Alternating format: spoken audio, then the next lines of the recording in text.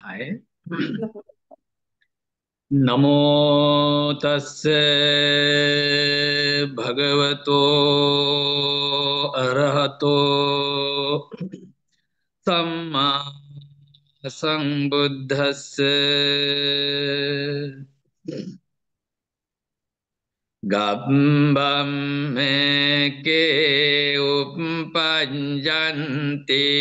निरयं पापकम्मिनो संगं सुगतिनो यन्ति परिनिब्बन्ति अनासवो। साधारण जीवन चलाने वाला मनुष्य मृत्यु के बाद मनुष्य के रूप में जन्म लेते हैं। पाप कर्म करने वाला नरक में चला जाता है और पुण्य कर्म करने वाला स्वर्ग में चला जाता है। अगर कोई धर्म साधना से क्लेश प्रहीन करते करेंगे, इसे क्लेश प्रहीन करने वाला दुखों को समाप्त करके निर्वाण की प्राप्त करते हैं। प्रिय उपासक उपासिकाएं, आज भी संडे धम्म सभा में शुरुआत में धम्म चिंता के लिए मुझे मौका मिला, उसी के लिए आप सबको धन्यवाद। हमेशा के तरह आज भी आप लोग जो पाली गाथा है सुना है, ये धम्म पद की पाप वर्ग की एक गाथा है। इस गाथा के द्वारा भी तिलोगुरु सम्यक संबुद्ध आप हम सबको बेहतर जीवन के लिए, सुखद जीवन के लिए और सांसार चक्र से, दुख की चक्र से मुक्ति के लिए उपदेश देते हैं। गब्बम में के उपजंती निरयं पाप कम्मिनो। अगर कोई व्यक्ति साधारण मनुष्य के रूप में जो जीवन चलाता है, न पाप करते न पुण्य करते हैं, ऐसे ही जीवन चला जाते हैं, तो ऐसा व्यक्ति फिर उसी तरह मनुष्य के रूप में जन्म ले सकते हैं।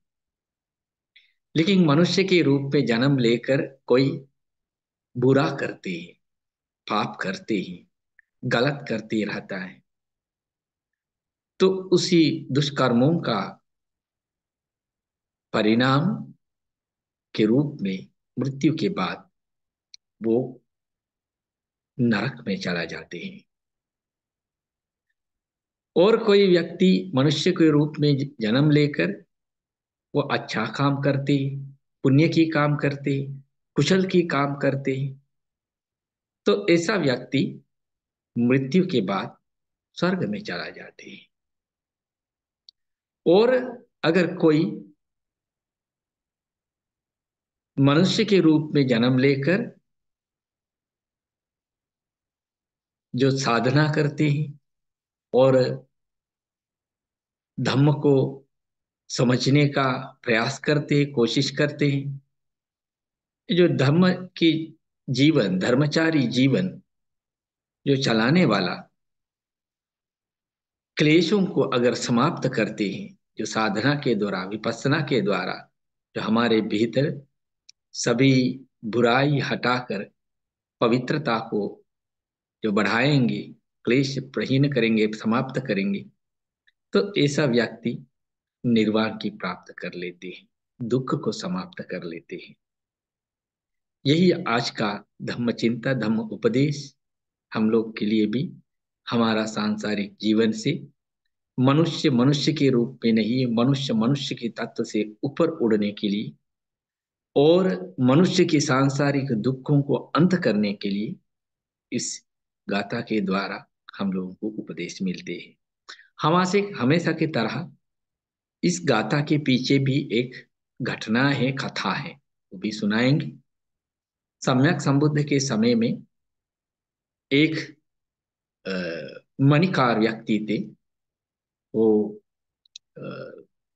ज्वेलरी बनाते थे जो माणिक्यों के द्वारा। तो एक दिन इसने जो भोजन के लिए, नहीं तो खाने के लिए मांस लेके आया। तो मांस ले आकर उन्होंने वो मांस काटते रहा। उनका दोनों हाथ उस मांसों का जो खून से हाथ जो लाल रंग की हो गया था। ठीक उसी समय राजमहल से एक अ, कर्मचारी आया। तो आकर के जो राजा के द्वारा जो दिया हुआ एक माणिक्य, जो उसी मणिखार को जो दे दिया, एक राजा के लिए ज्वेलरी बनाना है, उसी के लिए जो मणिकार को वो माणिक्य जो दिया।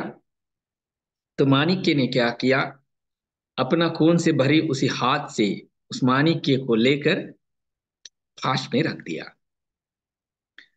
वो कर्मचारी वापस चला गया। तो एक भिक्षु इस मणिकार का जो घर में रोज जो पिंडपात भिक्षा के लिए आते थे, क्योंकि ये मणिकार उस भिक्षु को बहुत मानते थे, इसलिए उन्होंने उस भिक्षु को बताया था, रोज आप अपना घर में आकर भोजन करिए। इसलिए भिक्षु भी रोज भोजन के समय मणिकार का घर में आते थे। ठीक ये जो घटना हुआ, उसी दिन में भी वो भिक्षु उसका घर में भोजन के लिए आया। फिर भिक्षु पास में बैठे थे, मणिकार अपना काम करते थे। तो भिक्षु देखता रहा, जो मणिकार ने अपना खून भरे हाथ से जो माणिक्य लेकर के पास में रख दिया। फिर उन्होंने जो उठकर वहां से अपना हाथ धोने के लिए थोड़ा वहां से हटकर पास में जहाँ कुएं थे वहां पर चला गया। उस समय जो मणिकार के द्वारा जो पालने वाला एक पालतू क्रोच की पक्षी वहां पे पहुंच गया। उन्होंने देखा, क्योंकि वो मांस काटते वक्त उस मांस से जो हड्डी और पालतू चीज जो अनावश्यक चीज जो हटाते हैं, तो वो खाने के लिए ये क्रोच आते थे। तो वहां पे आया, तो वो क्रोच ने देखा वहां पर जो माणिक्य उसमें खून से भरे हैं, जो लाल रंग है। तो क्रोच ने सोचा ये मांस है। इसे सोच करके क्रोच ने वो अ, माणिक्य को उन्होंने खा लिया। फिर जो मणिकार वहां पे आया वापस, तो वहां पे जो माणिक्य रख दिया था वो नहीं दिखाई दे रहा है। तो ये राजा का माणिक्य है, तो अगर कुछ इसी तरह होगा, बात होगा, तो राजा राजा के जो क्रोध में उनको दंड मिल सकता है, मृत्यु दंड भी हो सकता है। इसीलिए इन्हीं ने इस मानिक को खोजने लगा। तो घर में अपना पत्नी को बुलाया, पूछताछ किया, तो उन्होंने बोला नहीं, हम तो नहीं देखा। फिर अपना बच्चों को बुलाया, तो वो लोग भी बोला नहीं नहीं, हम लोग तो यहाँ आया तक नहीं है, पता नहीं है, हम लोग देखा नहीं। फिर वही एक ही व्यक्ति था, वही जो भिक्षु वहां पास में बैठे थे, यही दूसरा व्यक्ति है इसी घर में रहा उस समय, जहाँ उपस्थित भी थे।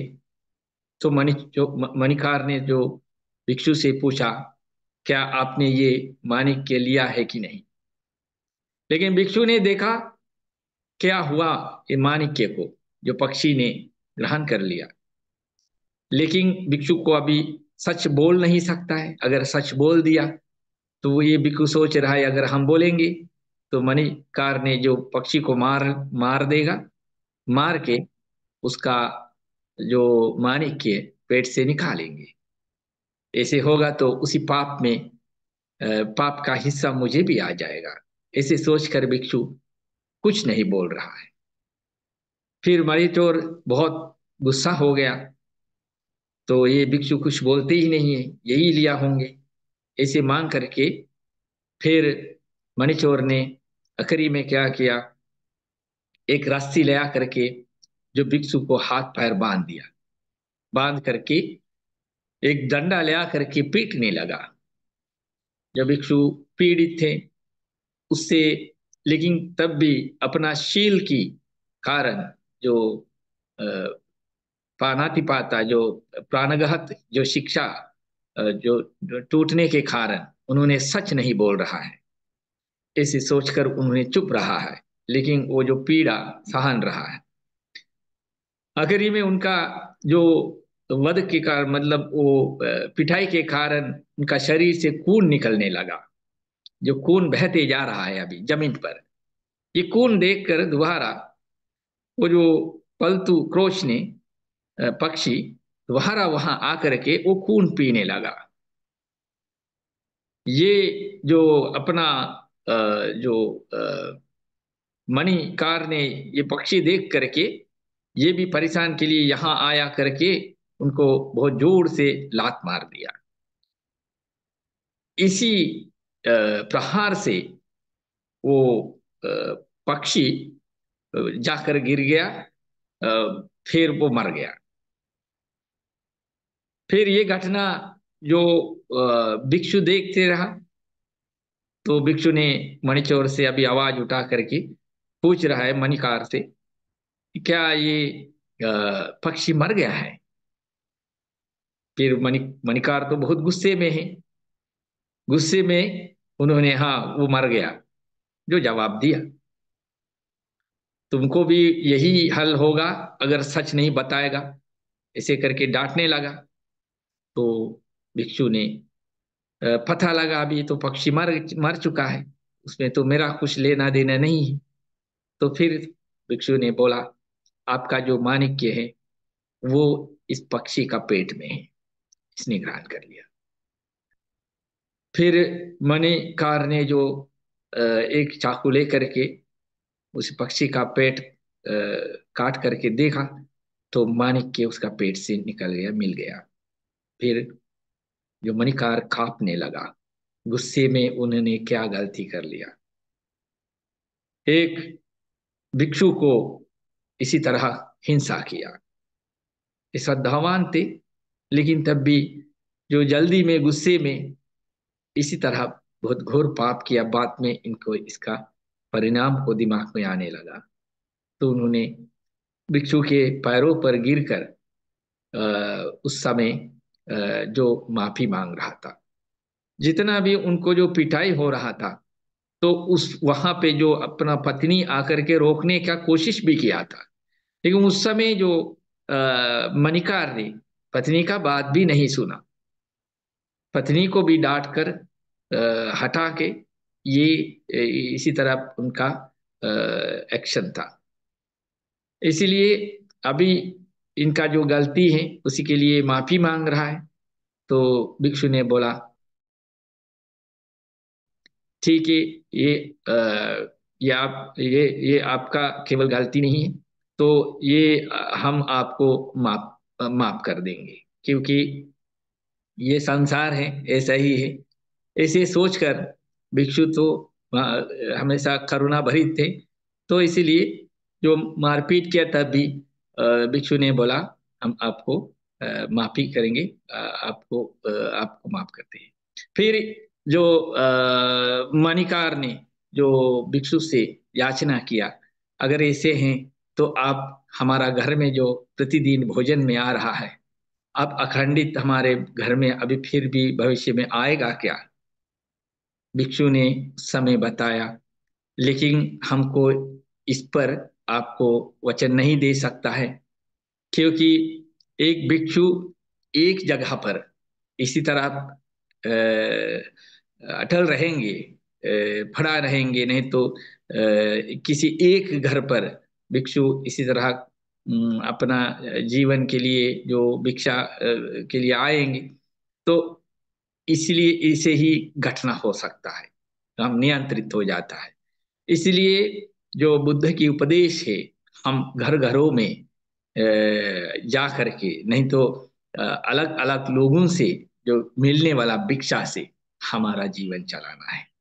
इसलिए आगे हम ये गलती दोबारा नहीं करेंगे। हम विनय के शिक्षा के पद पे हम एक जगह पे नहीं रहेंगे, कभी कभी आपके पास भी आ सकते। ऐसे करके भिक्षु ने निकल गया। तो जाकर फिर ये घटना सम्यक संबुद्ध के खान में भी चला गया। तो सम्यक संबुद्ध जो धर्मचर्चा में सम्यक संबुद्ध से ये घटना का बारे में विचार जो भिक्षुओं ने जो पूछा, तो सम्यक संबुद्ध उस समय समझाता है, बताते हैं। इसी तरह जो घटना हुआ, ये घटना केवल आज का घटना नहीं है। ये किस पूर्व जन्मों का, जो पहले जो जन्मों का से आने वाला एक कर्म है। तो उसके बाद जो समय के अनुसार, जैसे ये जो मणिकार जो मर गया, जो मणिकार जो मरने के बाद उन्होंने नरक में जन्म लिया। और जो पत्नी जो मर गया, तो पत्नी मर करके उन्होंने स्वर्ग में चला गया, क्योंकि पत्नी जो भिक्षु को रोज दान देता था, और मणिकार भिक्षु को परेशान करते वक्त भी पत्नी उसको रोकने के लिए कोशिश किया। उन्होंने उसी पाप में हाथ नहीं लगाया, क्योंकि उसी पाप के लिए जो मणिकार को नरक की जीवन मिल गया। और जो भिक्षु है, वो भिक्षु साधना करके उन्होंने निर्वाण की प्राप्त कर लिया। इसीलिए हम लोग जो इसी तरह जो व्यवहार करेंगे, जो बुरा कर्म करेंगे, उससे हम लोगों को संसार बिगड़ जाता है, जो नरक की जीवन मिलते हैं। और हम लोग अच्छा काम करेंगे तो स्वर्ग की हम लोगों को जो सुख मिल जा सकते हैं।